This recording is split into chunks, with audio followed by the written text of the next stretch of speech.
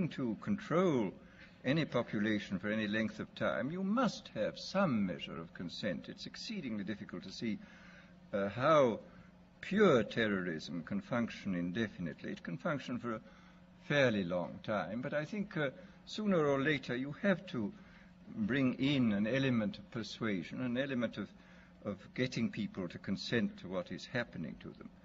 Well, it seems to me that the nature of the ultimate revolution with which we are now faced is precisely this, that we are in process of developing a whole series of techniques which will enable the controlling oligarchy, who have always existed and presumably always will exist, to get people actually to love their servitude. This is, seems to me, the ultimate in malevolent revolution, shall we say.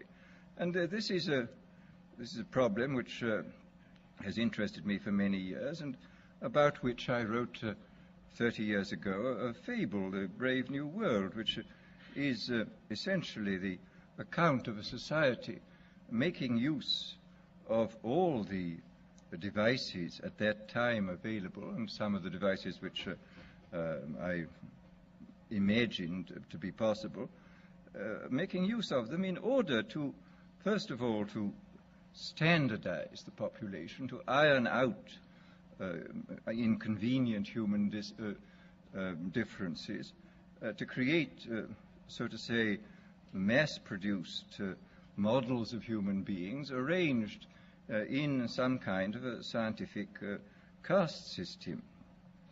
And since everyone belongs to everyone else, community, identity, stability. These sayings are the foundation of Aldous Huxley's futuristic dystopian Brave New World.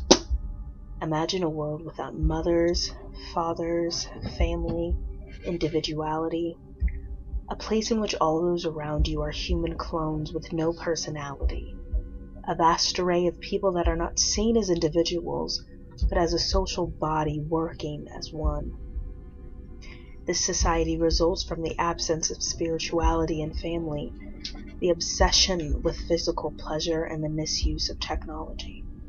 The events in this novel take place 632 years AF, or after Ford. Henry Ford is looked upon as a godlike figure because Ford was famous for the perfection of mass production in the assembly line. In Huxley's world, even humans are mass-produced and grown with an assembly line. Efficiency, production, and consumerism are the most important values here, not morality, compassion, or piety.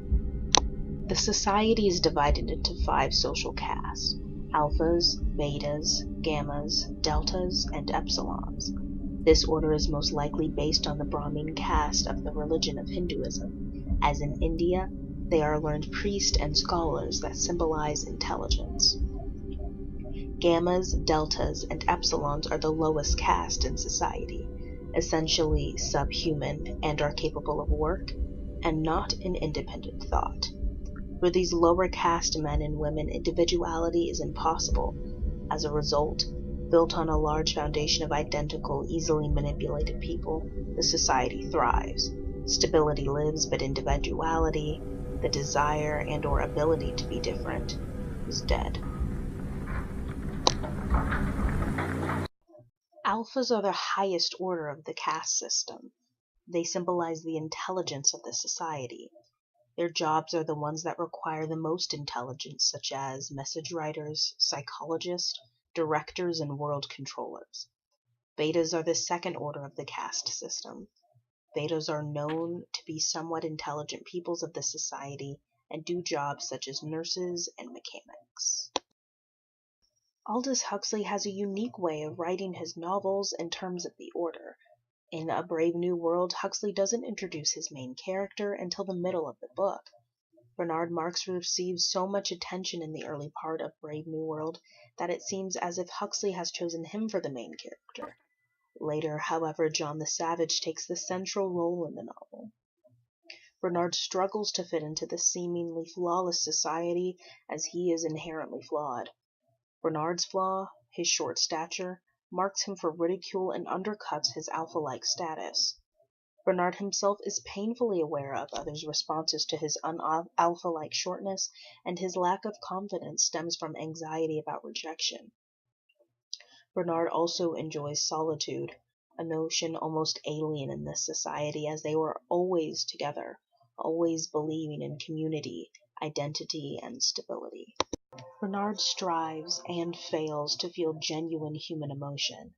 This inability is a kind of tragic flaw in Bernard. Even love, acknowledging and cherishing another's unique identity, represents a threat to the stability founded on uniformity. The dystopia's alternative, recreational sex, is deliberately designed to blur the distinctions among lovers and between emotions and urges, and finding its social and ritual expression in orgy-porgy. This organized release of sexual urges undercuts passion, the intense feeling of one person for another, as the individuals subordinate even their own sexual pleasure to the supposed joy of their society's unity. At the solidarity service, Bernard finds the exercise degrading, just as anyone clinging to any idealism about sex would be revolted. Well, it's just that I'm engaging one of the Beta Plus decanters tonight, Adolph Rockefeller. You know, the cute one with the curly eyebrows. And we were going to spend the night at his apartment. But we can spend the night at my place.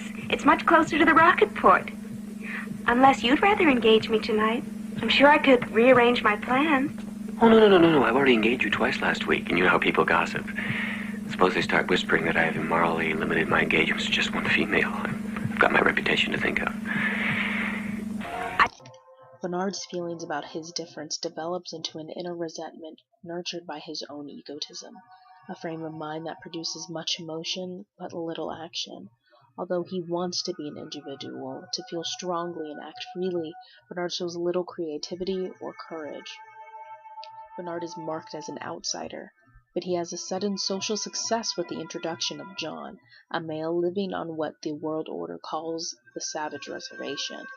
The Native Americans live outside of the world order, not conforming in any way to this new society, which makes them very interesting to the people of the world order. Bernard makes the very most of his association with John the Savage to seize the power he once pretended to scorn, flaunting his unorthodoxy just for attention. In this, Bernard proves himself a hypocrite. Once Bernard is deemed shallow and uninteresting, Huxley offers his actual main character, John.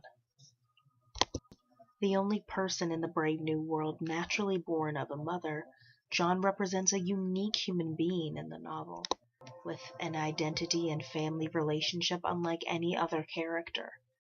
Although the son of two upper-caste Londoners, he grows up in the squalor of the Savage Reservation. Disconnected, rejected, John is not truly a part of the Malpays or of London. His only society is Shakespeare's imaginative world, a realm he inhabits with energy and misguided idealism. John is the true loner, the individual Bernard imagines himself at times, and his life accordingly is filled with confusion and pain. John represents the most important and most complex character of Brave New World, a stark contrast to Bernard, the would-be rebel. If anyone, John should be the character to challenge and bring down the Brave New World that is stifling humanity. In the end, John cannot change the society because he is blocked within and without. Mustafa Mond makes clear the power of the world state is able to resist any unstabilizing force, but John is also held back by his own destructive tendencies towards violence and self-loathing. Although John despises conditioning, Huxley reveals that John has been conditioned as well. Because of the terrible conditions of his life in the Malpays, John associates sex with humiliation and pain, and character with suffering, and this destructive view gains further power in John's response to the poetry of Shakespeare. John's conditioning limits his ability to act freely, making him a deeply flawed potential hero. His death is the result of his own imperfect understanding as well as the human forces of the Brave New World. It is clear that John is the tragic hero in our story, and the scene we are about to predict is the climax of A Brave New World. It begins with John at his mother's hospital bed as she is dying. After her death, John attempts to make the citizens see the light and rebel, but it is in vain, for it is clear the power of the world state is too strong for any force to bring it down. It is the power of community, identity, and stability. Pope. Oh, I do so like it, I do. But Linda, don't you know me? Don't you know me, Linda? Pope. But I'm John! I'm John! I'm John! John! Everyone belongs to every... What is it, Linda? What is it? What is it, Linda? Quick! Quick! Be careful! Quick! Something's happened! I killed her! Is she dead? Think of the little ones. Is she dead? Who wants candy? Do you want candy? Yeah. Hold on. Hold on. Here you go. Oh God. How many good creatures are there here? How beauteous is mankind? Oh, great. Distribution. In good order there. No shoving there now! Brave new world. This stuff is trash. A brave new world. A brave new world. Savage, please. Savage, please don't.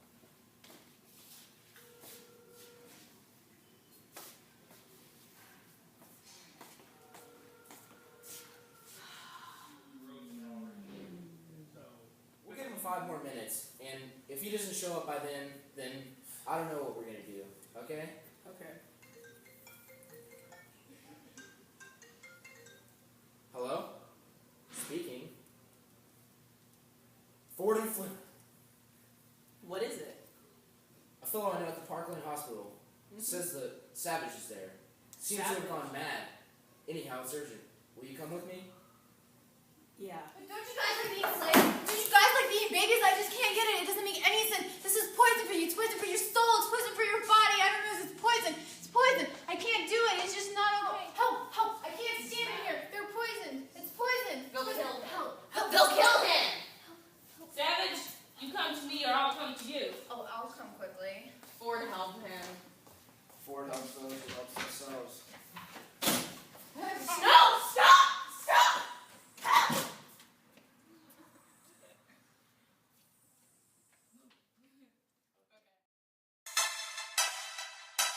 For me, boy, yeah. I'm like, hey, what's up, hello? Since your pretty ass, soon as you came in the door, I just wanna chill, got a sack for us to roll. Married to the money, introduced her to my stove. Showed her how to whip it, now she remixing for low. She my track queen, let her